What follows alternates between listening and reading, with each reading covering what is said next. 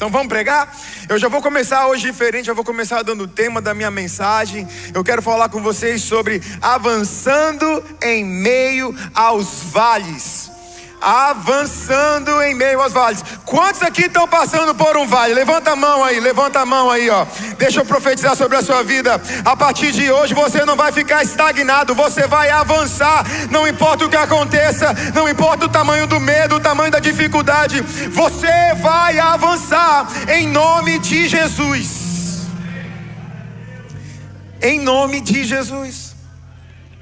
Os vales, eles simbolizam o quê? Os vales, eles simbolizam um momento de crise, um momento de vulnerabilidade, um momento de incerteza, de insegurança. O problema de quem atravessa o vale não é tanto o fato de estar passando por um vale, mas é a respeito do quanto tempo leva para você passar por esse vale. E é nesse processo, dessa distância do vale para que ele termine, que muitos desistem. Muitos voltam atrás. Muitos abandonam um propósito, um projeto, uma palavra que Deus liberou sobre a sua vida. Quantos aqui gostam de Fórmula 1? O que Fórmula 1 tem a ver com um vale, pastor? Imagina lá o corredor. O piloto, corredor não, né? Piloto. Ele está lá dirigindo o seu carro. Enquanto o carro do adversário for um carro inferior, é fácil a ultrapassagem. É verdade ou não é? É fácil avançar. Mas quando o carro do adversário, ele é tão bom quanto ou melhor que o seu, você então precisa brigar pela sua posição. Brigar para que você continue avançando. E é sobre isso que eu quero falar aqui. Sobre os momentos em que a gente pensa em desistir. Os momentos em que a dificuldade é tamanha que você começa a questionar o Deus que te abriu a porta para que você entrasse. O Deus que liberou uma palavra sobre a sua vida. E isso é muito perigoso. Porque infelizmente, muitos daqueles que o Senhor escolheu para avançar estão retrocedendo em sua fé. E é sobre isso que a gente precisa meditar hoje. E é nessa hora que nós precisamos permanecer firmes. Você lembra do que falamos na primeira semana a respeito da igreja de Jesus? Antes da igreja de Jesus nascer, ela já tinha uma palavra de avanço. Você está comigo? Diga amém. Antes da igreja nascer, ela já tinha uma palavra de avanço. Mateus capítulo 16 vai contar aí um momento em que Jesus está com os seus discípulos numa região chamada Cesareia de Filipe, uma região que era muito idólatra e haviam muitas imagens de muitos deuses diferentes. E nesse lugar, Jesus, ele questiona os seus discípulos e ele pergunta: quem os outros dizem que eu sou? Os discípulos então respondem: alguns dizem que você é Elias, ou que você é João Batista, ou que você é um dos profetas. E Jesus, ele vira para eles e pergunta: e quem vocês dizem que eu sou? Jesus estava sondando o coração dos seus amigos, dos seus discípulos. Quem vocês dizem que eu sou? E ali Pedro, ele responde dizendo: tu és o Cristo, o Filho do Deus vivo. Quantos estão familiarizados com esse texto? Em seguida Jesus, ele fala assim: olha, Pedro, tu és Pedro, filho de Jonas, e essa revelação não veio da tua carne, essa revelação não veio de uma filosofia, essa revelação ela veio do próprio Espírito de Deus, de que eu sou o Filho de Deus. E então ali Jesus fala: Pedro, eu digo que você é Pedro, E sobre esta rocha, sobre esta afirmação de que eu sou o Messias, o Filho do Deus vivo, eu construirei a minha igreja, eu edificarei a minha igreja. E ele continua dizendo assim: e as portas do Hades, ou seja, as portas do inferno, as portas do mundo dos mortos, do lugar onde há separação entre Deus e os homens, é nesse lugar que as portas do inferno, elas não prevalecerão a minha igreja. Quantos estão entendendo isso? Ou seja, antes da igreja nascer, a igreja recebeu uma palavra de avanço. E ele continua, versículo 19, Mateus 16, versículo 19: eu lhe darei, eu quem? Jesus, lhe darei as chaves do reino dos céus. O que você ligar na terra terá sido ligado nos céus, e o que você desligar na terra terá sido desligado nos céus. Igreja, escute, há somente dois caminhos, em meio aos vales. Olha para a pessoa que está do seu lado e fala para ela assim: há só dois caminhos: voltar atrás ou continuar, desistir ou permanecer, recuar ou avançar. Há somente dois caminhos no vale que você que levantou a mão está passando hoje. Quem é você? Qual vai ser a sua resposta diante do seu vale? Eu preciso mesmo falar dessa forma, porque eu também estou passando por um vale, e eu não vou desistir, eu vou permanecer. Portanto, se eu posso, você pode permanecer, você pode avançar, você pode seguir em frente. Porque nós o quê? Nós avançamos independente dos vales. Nós avançamos. O que teria acontecido se na sua última estação você tivesse desistido? O que teria acontecido se no último vale você tivesse recuado? Você provavelmente não teria estado hoje onde você está. Provavelmente a maioria de nós aqui não teria chegado nessa nação. Mas você venceu o vale de ir lá no consulado americano. Quando estou entendendo isso? As histórias que eu ouço é só vale, meu amigo. Já ouviu uma história assim? Tinha um cônsul no guichê tal. Eu orei para Deus, Deus não me envia para aquele homem. Só ontem eu ouvi duas histórias assim. Um deles está aqui, cadê? Só ontem eu ouvi duas histórias assim: Senhor, não me envia. E adivinha para onde ele foi cair? No homem do guichê. Difícil. Estava negando todo mundo. Mas você venceu aquele vale, porque está lá, carimbado, aprovado, Estados Unidos, faça boa viagem, está aprovado em nome de Jesus. Meu Deus. O que teria acontecido? Onde você estaria? Onde estaria o seu casamento se você tivesse desistido no último vale que você enfrentou? Onde estariam os seus filhos? Onde estaria o seu ministério se você tivesse abandonado o vale que Deus colocou para atravessar? Deixa eu te falar algo: se você está passando por um vale hoje, pode ter certeza que você tem o suficiente para sobreviver a esse vale. Você vai atravessar esse vale. Eu vou atravessar o meu vale. Porque nós avançamos, nós não somos daqueles que retrocedem. O avanço em meio vale, ele é o avanço da sua fé. Diga, minha fé. Não arrisque perder sua fé. Você tem um caminho para seguir em sua fé. E a sua fé não é retroceder, a sua fé é avançar. Hebreus capítulo 10 vai dizer assim, versículo 38: mas o meu justo, ele viverá pela fé, e se retroceder, não me agradarei dele. Ou seja, quem retrocede, abandona a fé. Faz sentido isso ou não, gente? Quem escolhe por retroceder, ele está abandonando a sua fé. E para avançar, você precisa avançar na sua fé. Vamos ler o texto, continuando o texto, versículo 39 de Hebreus 10.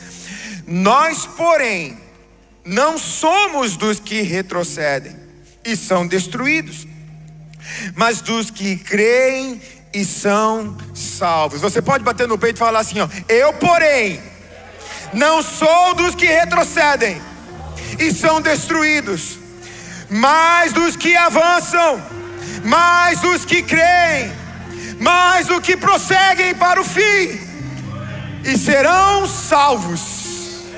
Amém? Glória a Deus.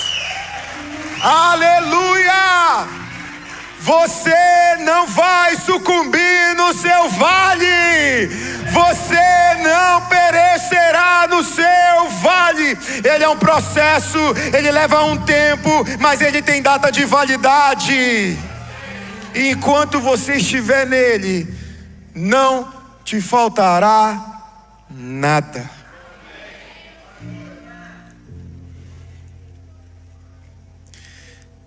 Capítulo 10 de Hebreus.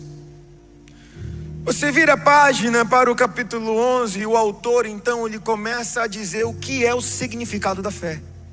Ora, capítulo 11, versículo 1.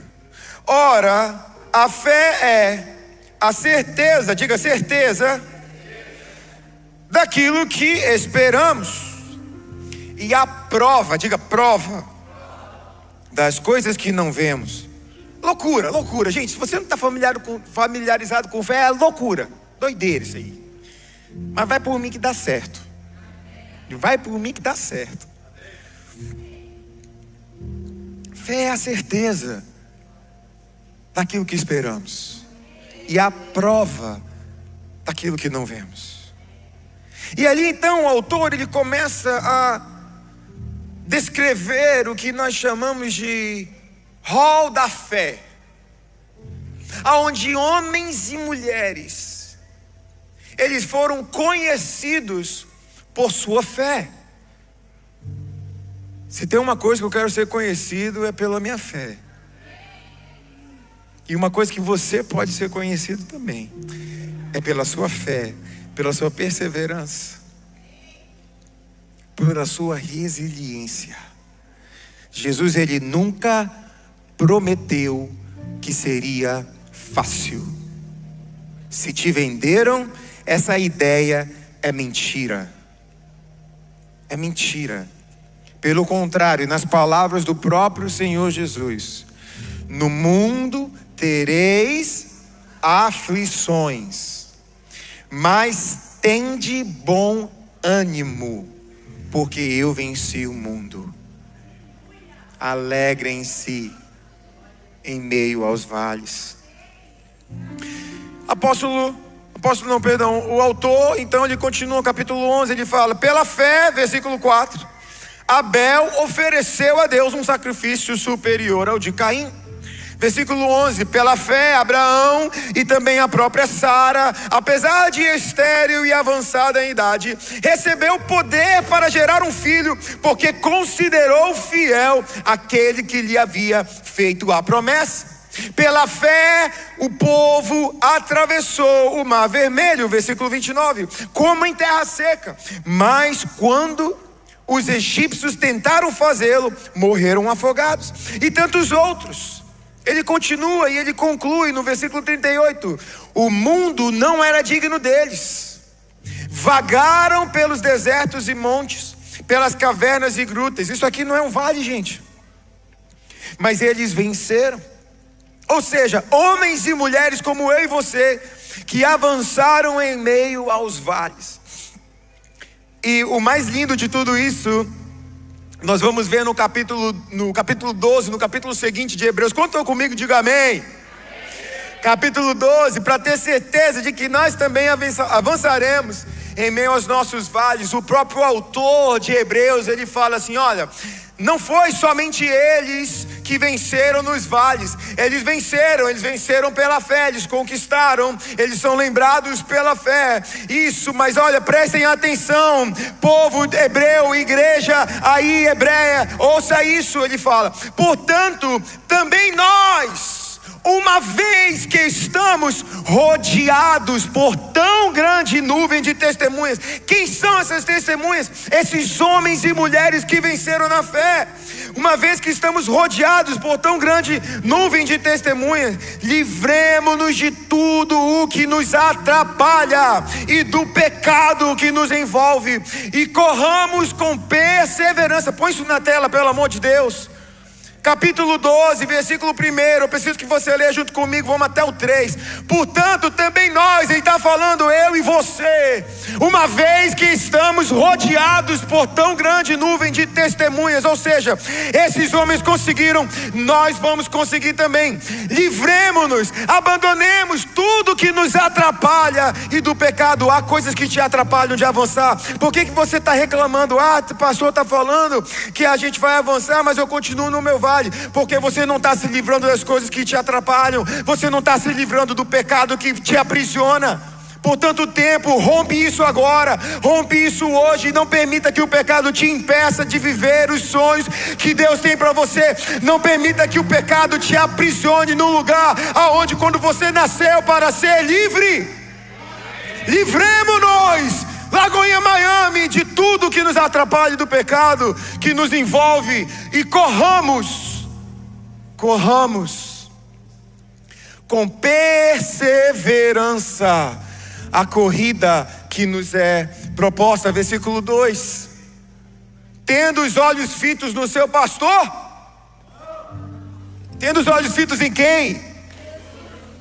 Em Jesus, autor e consumador da nossa fé. Ele, pela alegria que lhe fora proposta, suportou a cruz, desprezando a vergonha, e assentou-se à direita do trono de Deus. Olhos fitos nele, é nele. Versículo 3: pensem bem naquele que suportou tal oposição dos pecadores contra si mesmo, para que vocês não se cansem nem desanimem. Para que o Paulo não se canse nem desanime. Coloque o seu nome nessa palavra. Para que o Paulo não se canse nem desanime. Diga o seu nome. Para que você não se canse nem desanime. Aleluia! Aleluia! O problema é que muitos pensam em desistir justamente quando devem permanecer firmes em meio aos vales. Como a gente pensa. Eu vou até tomar uma água aqui e esperar essa senhora atender o telefone.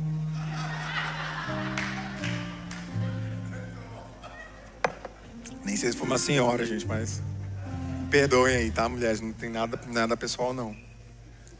Amém? Era só para tomar uma água. O problema é que muitos pensam em desistir. Quantas vezes você já pensou em desistir? Quantas vezes? Cara, quantas vezes? Quantas vezes você já pensou em desistir essa semana? Várias vezes. Mas é nessa hora que a gente tem que permanecer firme. É nessa hora que você não pode negociar a sua fé. Então eu te pergunto, como continuar avançando quando tudo à nossa volta nos convida ao desânimo? Como manter a fé viva em meio ao vale da sombra e da morte? Como prosseguir quando tudo ao seu redor fala o contrário? Eu quero trazer uma história para você, que é sobre essa história que nós vamos tirar 4 lições poderosas para a nossa vida. É uma história que eu particularmente amo ela, porque fala de provisão do Senhor na vida de Davi. Há uma história que conta no livro de 1 Samuel 30 a respeito de Davi em uma cidade chamada Ziklag. Diga comigo, Ziklag. Esse trecho ele vai narrar um momento crítico na vida de Davi. Davi, ele retorna com seus homens à cidade, e ele encontra a cidade destruída pelos seus inimigos, os amalequitas. As suas casas foram queimadas, as suas esposas levadas, seus filhos foram levados cativos, não sobrou nada na cidade. Davi e seus guerreiros choram até não terem mais forças. O povo, tomado pela dor e pela desesperança, começam a falar em apedrejar o líder Davi, pois todos estavam profundamente amargurados. No entanto, o versículo final mostra uma virada fundamental na vida de Davi. 1 Samuel capítulo 30, versículo 6 diz assim: Davi ficou profundamente angustiado, pois os homens falavam em apedrejá-lo. Todos estavam amargurados por causa de seus filhos e de suas filhas. Davi, porém, fortaleceu-se no Senhor, o seu Deus. Em um dos momentos mais difíceis, Davi se fortaleceu no Senhor. Ele decide não recuar, mas buscar a direção em Deus e avançar.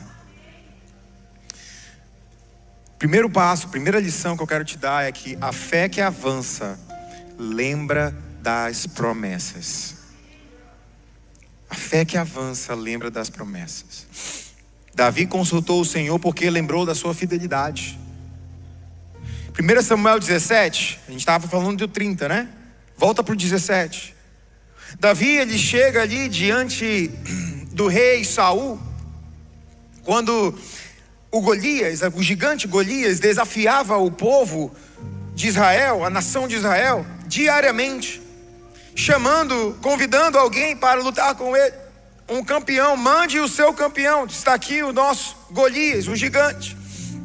E nesse momento ali, Davi, ele chega, ele ouve falar daquele desafio, ele gera uma indignação por conta desse filisteu estar falando e humilhando o povo da nação de Deus, a nação de Israel. Então Davi, ele chega para o rei e fala: rei, eu vou lutar essa luta, eu vou vencer contra o Golias. E o rei então fala: não, Davi, então coloque a minha armadura, porque eu sou um guerreiro, eu sou um lutador, eu sou grande. Coloque a minha armadura. Davi vestiu a armadura, mas não coube a ele. Era muito grande, ele não conseguia se movimentar. Ele largou a armadura e falou: não, eu sei como eu vou. Eu vou em nome do Senhor. E a história conta que ele começa a se lembrar, diga, se lembrar das promessas.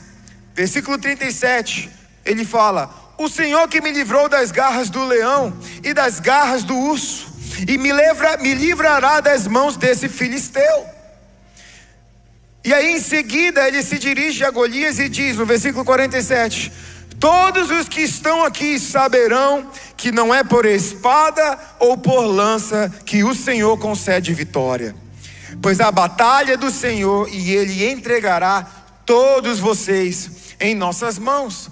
Davi, ele se lembrou das promessas. Davi, ele se lembrou de quando o Senhor livrou ele ontem. Meu irmão, deixa eu te falar algo. Se Deus te livrou ontem, para você estar nesse lugar que você está hoje, Ele é fiel e justo para te livrar durante essa tua caminhada no vale também. O mesmo Deus que te liberou uma palavra ontem é o Deus que te libera uma palavra hoje. Permaneça firme, fiel. Continue, não para, não desista. Você entende isso? Deus, ele não muda, querido.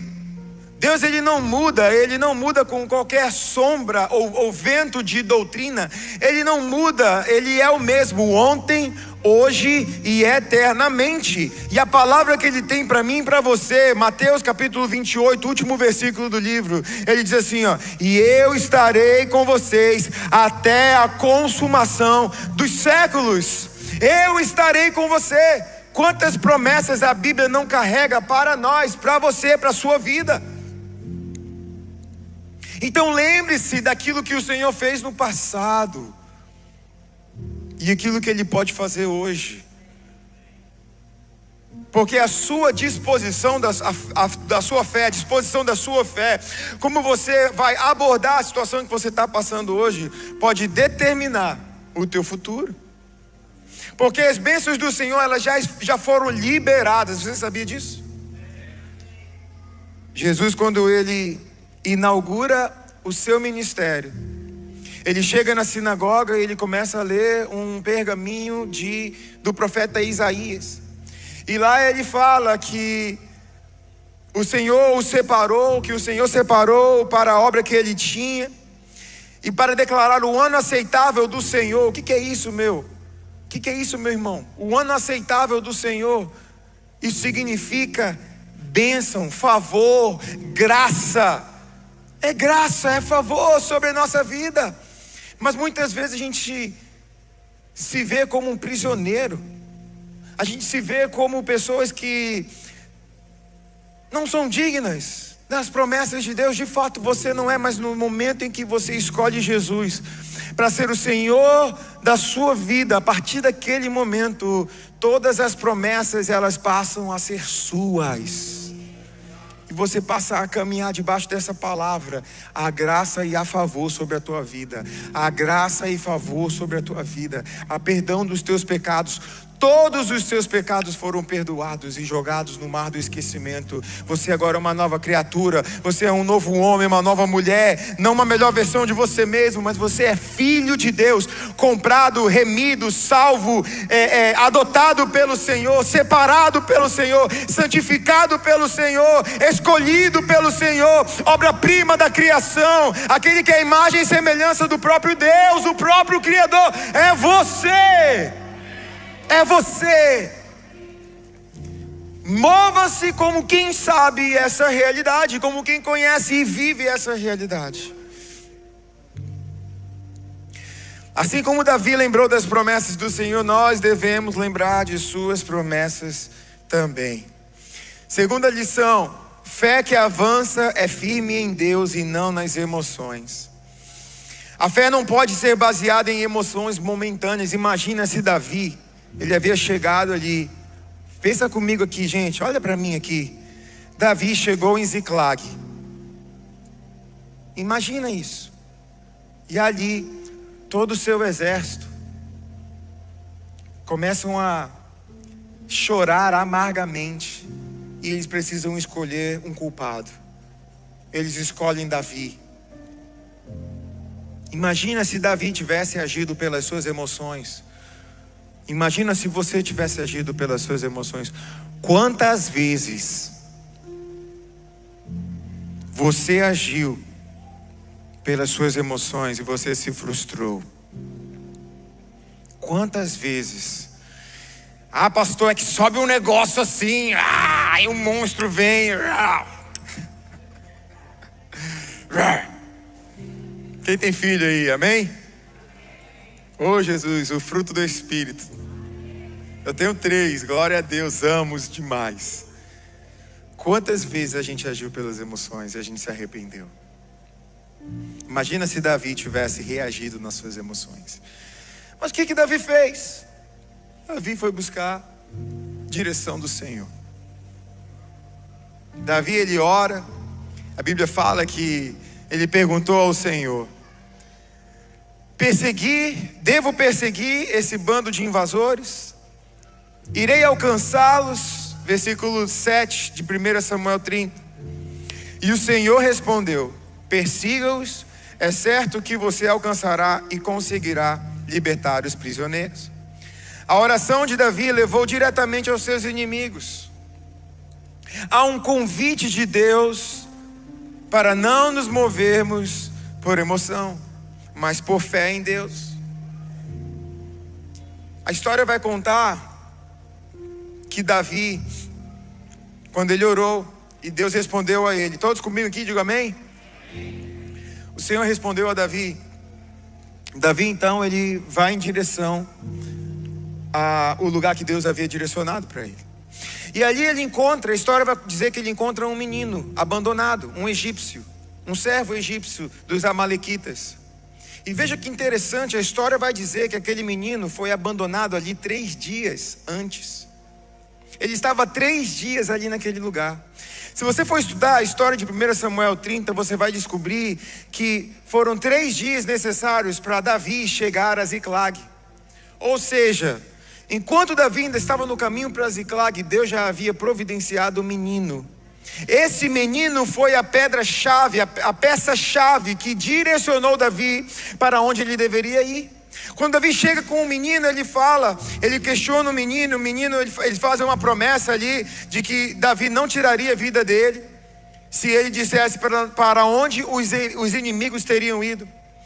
Aquele menino foi a peça-chave, ele disse exatamente a direção aonde encontrar os inimigos. Você está entendendo isso, querido? Deus já providenciou aquilo que você precisa. Isso é uma realidade muito clara para nós. Deus já providenciou aquilo que você precisa para passar pelo vale. Não se mova pelas suas emoções.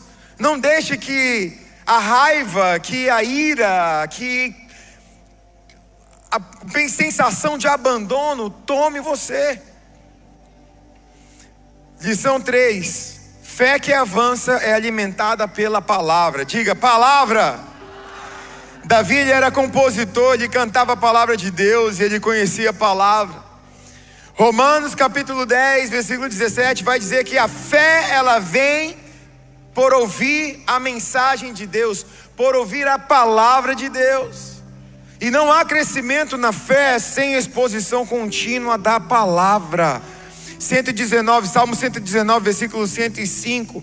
A tua palavra é lâmpada que ilumina os meus passos e luz que clareia o meu caminho. Você não vai avançar na sua fé enquanto a igreja for apenas um lugar de conveniência para você. Quando você vem, quando lhe é conveniente. Aqui não é um fast food, aqui não é uma loja de conveniência, não. Aqui é um lugar onde pessoas, elas se encontram para render um culto a Deus.